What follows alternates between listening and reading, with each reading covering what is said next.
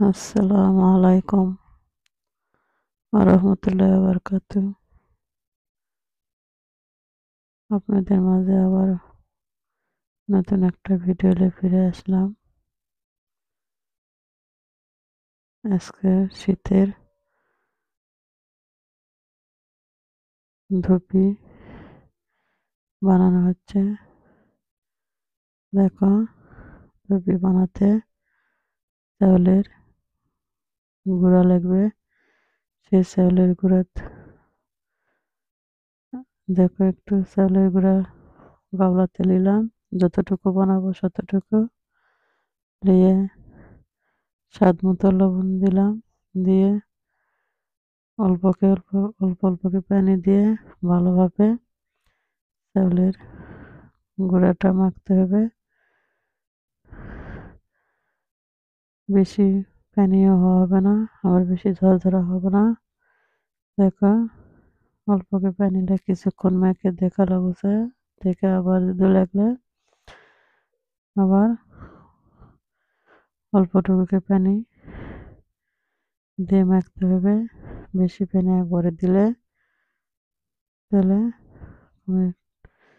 চাউলের গুঁড়াটা ল্যাকটা হলে আর হবে না। ওই জন্যে অল্প অল্প করে পানি দিয়ে মেখে লওয়া রাখবে। আর এসব দেখো, গুড় ভালো করে কেটে নেওয়া হচ্ছে ছোট ছোট করে। আমার মা চাচিরা আগে ধুপি বানাচ্ছে, বড় কলার মধ্যে দিয়ে একবারে বানে হাতা দিয়ে কেটে লালি গুড় দিয়ে খাওয়া হয়েছে। আর এখন আবার আধুনিক যুগে নতুন ডিজাইন করে ধুপি বানানো হয়। দেখো, চালের গুঁড়াটা মাখানো হয়েছিল, সেটা আবার ছাঁকনা দিয়ে ভালো করে ভালোভাবে চালে দেওয়া লাগবে। এইভাবে হাত দিয়ে ঘষে ঘষে চালে নিলে তারপরে ফুরফুরা হবে। সেটা ধুপি বানালে ধুপিটাও সুন্দরভাবে ভুরভুরা হবে। এই যে দেখো, চালা হয়ে গেল। এখন এই যে নারিকেল আর গুড় কেটে নেওয়া হয়েছে, চাউলের আটাটাও চালে নেওয়া হয়েছে। নিয়ে এখন ছাদে চলে আসলাম, আসে দিয়ে চুলায় মাটির পাতিল পানি দিয়ে তুলে দিলাম, দিয়ে জাল ধরানো হলো। জাল ধরে নিয়ে এনে ছোট একটা করিলে তার মাঝে আগে কিছু আটা দিয়ে তার উপর আবার গুড় আর নারকেল দিয়ে আবার অল্পকে আটা দিয়ে তারপরে কাপড় দিয়ে মুড়িয়ে পাতিলের ওই মুখে দিয়ে দেওয়া হবে।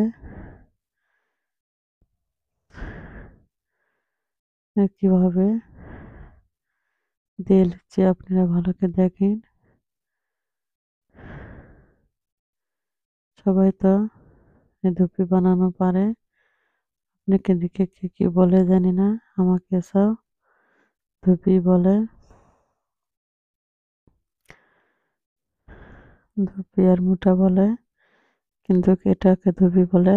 আর যেটা মোটা বলে সেটা আটা গুলে হাত দিয়ে মুঠার মতো করে সিদ্ধ করতে হয়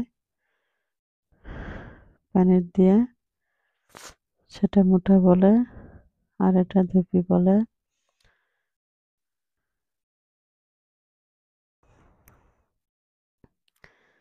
এই যে অল্প অল্প করে চারিদিকে গুড় দিয়ে নারকেল দিয়ে তারপরে আবার আটা দিয়ে কাপড় দিয়ে পাতিলের মুখে দিয়ে দেওয়া হবে। দিলে কিছুক্ষণ ভাপানোর পরে সিদ্ধ হলে তুলে নেওয়া লাগবে। এইভাবেই সবকিছু সবগুলো ধুপি বানাতে হবে।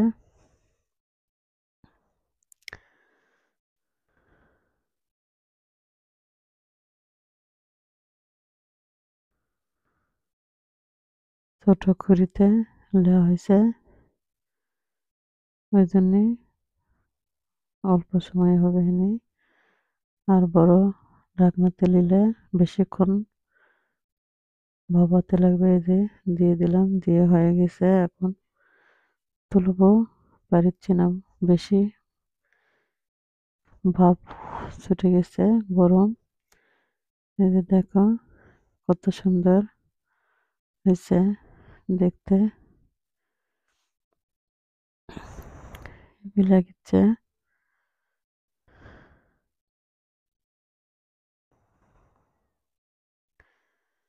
এভাবে সবগুলো ধুপি দেওয়া হবে। পাতিলে দিয়ে খুঁড়িটা তুলে দেওয়া লাগবে। দেওয়ার পরে আবার খুঁড়িতে আটা সেট করবে। আর এই যে দেখো ভেঙে দেখালাম ভিতরে কিভাবে গুড় আর নারকেল হয়েছে। খুব সুন্দর নরম হয়েছে। গরম গরম ধুপি খেতে অনেক সুন্দর লাগে শীতের দিনে। এটা কিন্তু রাতের বেলা, রাত সন্ধ্যা 7টা বাজে। আমাকে সবকিছু রাতেই খাওয়া হয়। শীতের দিন সকালে সবকিছু অনেকে খায়, কিন্তু আমাকে উল্টাটা, আমরাই সবকিছু জিনিসই বেশিরভাগ রাতে বানিয়ে রাতে খাওয়া হয়। এই চাটাকে তোলা হচ্ছে আর এটাকে খাওয়া হচ্ছে।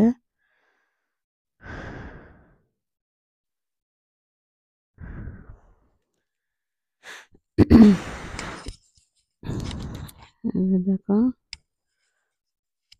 সবকিছু সবগুলো বানানো হয়ে গেছে, আর অল্পটুকু আছে। এটুকু বানালেই হয়ে যাবে। একটা দিলে আর একটা হতে হবে। আগে যেগুলো হয়েছে সেগুলো খেয়ে দেওয়া, আর এসব 5টা জোড়া হয়েছে, আর ওসব হয়তো গোড়া দিয়ে হবে। গরম গরম খেতে খুব ভালো লাগছে, ওই জন্যই বানানো হয়েছে আর খাওয়া হয়েছে।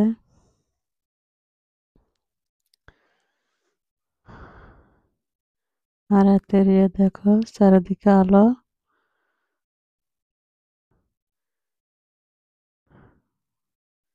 দেখতে ভালোই লাগে। কিন্তু রাতের তোমরা অতটুকু বুঝতে পারেননি।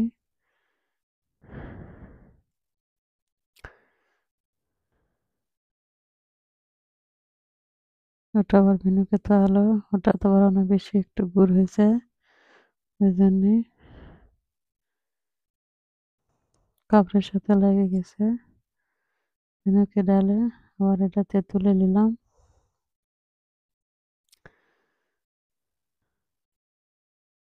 এটাই লাস্ট, বানানো শেষ হয়ে গেল।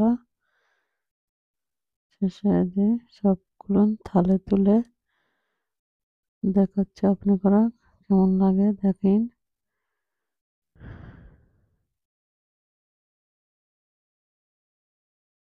ধুপিটা খুব সুন্দর হয়েছে, নরম সফট, খেতে খুব মজা লাগছে।